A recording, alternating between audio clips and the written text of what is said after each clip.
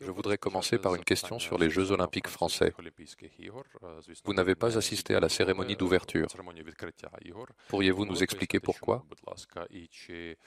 Et souhaitez-vous assister à la cérémonie de clôture? Monsieur le Président de la République française m'a invité à assister à l'ouverture des Jeux olympiques. Je le ferais volontiers si mon pays ne traversait pas une période aussi difficile. Outre le fait qu'il s'agit d'une guerre, il m'arrive de voyager, d'avoir certaines réunions à l'étranger, des sommets. C'est un moment de tension dans l'est de notre pays. Nous avons la situation pas simple. Maintenant, les Russes nous attaquent. Ils ne se soucient pas de savoir si ce sont les Jeux olympiques ou non.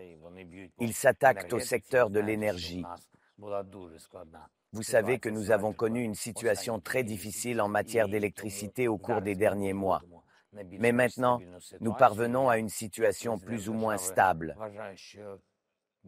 En tant que président de l'État, je pense que je ne peux pas me permettre d'être à l'inauguration, avec tout le respect que je dois à un événement aussi sérieux que les Jeux olympiques. Je n'ai donc tout simplement pas pu y aller. Pour être honnête, on peut probablement dire qu'il s'agit aussi d'un événement politique, mais je pense qu'il s'agit avant tout d'une grande fête. Pour tous les athlètes, bien sûr. Pour la France, tout d'abord, et pour tous les athlètes. Et pour notre pays, ce n'est pas une fête.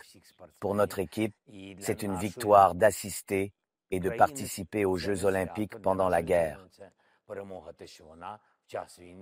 Mais je ne suis pas d'humeur à faire la fête en ce moment.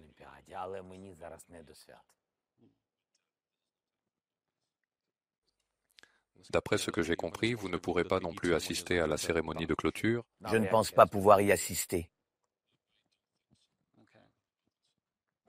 La deuxième question concerne les Jeux olympiques.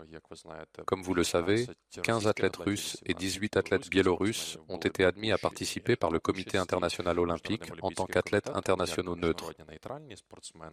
Êtes-vous satisfait de cette décision? Est-ce encore trop? Pensez-vous que c'est trop? 3 douzaines d'athlètes de ces deux pays.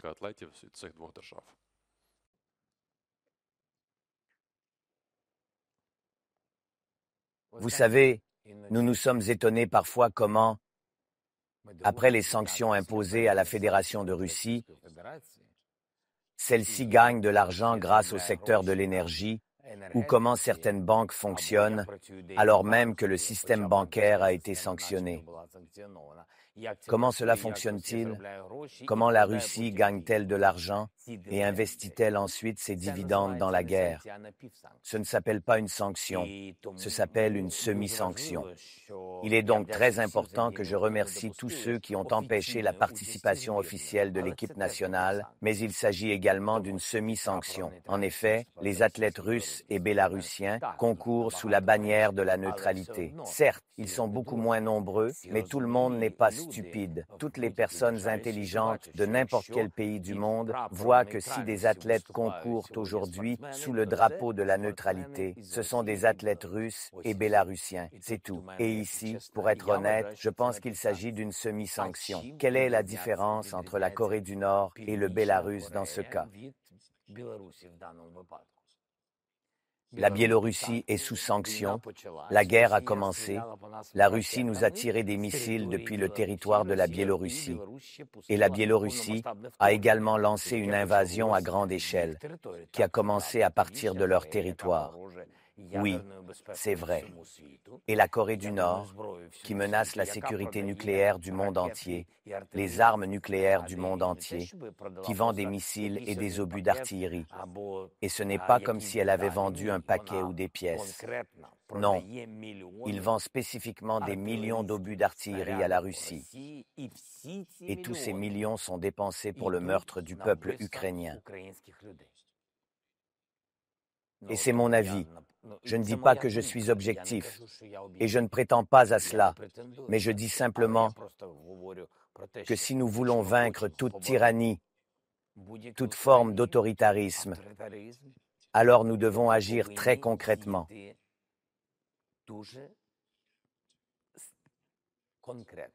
Si nous imposons des sanctions, imposons-les.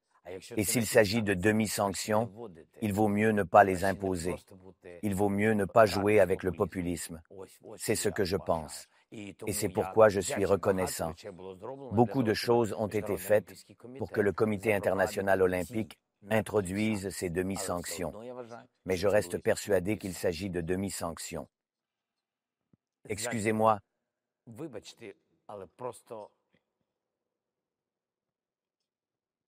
mais tout simplement 30 athlètes participent. Et 488 de nos athlètes, avec leurs entraîneurs, ils ont été tués pendant la guerre.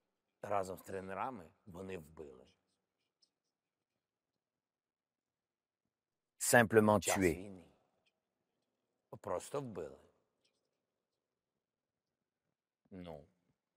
Quels beaux sites ont été construits à Paris. Et c'est un fait. Et cela a l'air très beau. Et je pense vraiment que c'est de haut niveau. Mais comprenez, sur ces sites, ces athlètes se produisent également, sous un drapeau neutre, etc. Et s'ils gagnent, on leur remettra des médailles. Et les gens les applaudiront. Il s'agit de demi-sanctions. Je pense que cela ne fonctionne pas pleinement. Et cela ne fonctionnera pas complètement. Car regardez ce drapeau neutre. Qu'y a-t-il dessus? Eh bien, qu'il y ait des taches de sang dessus. Et ensuite, laissez-les jouer. Parce qu'ils le méritent. 500 sites en Ukraine ont été détruits par des missiles. 500 stades, terrains de sport. 520, pour être précis. Pour revenir au thème du sport, Monsieur le Président,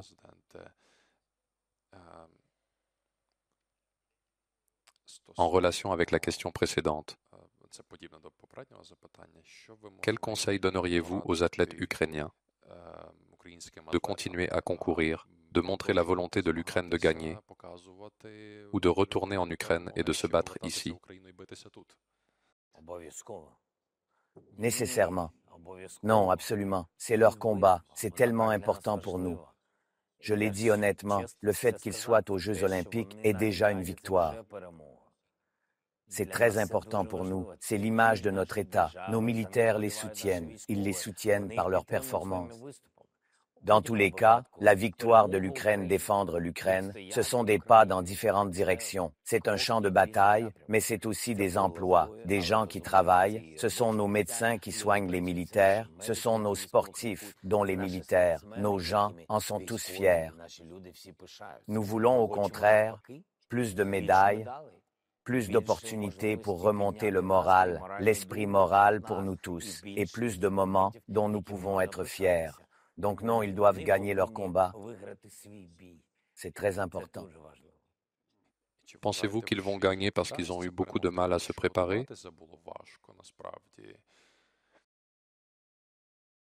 Ce n'était vraiment pas facile.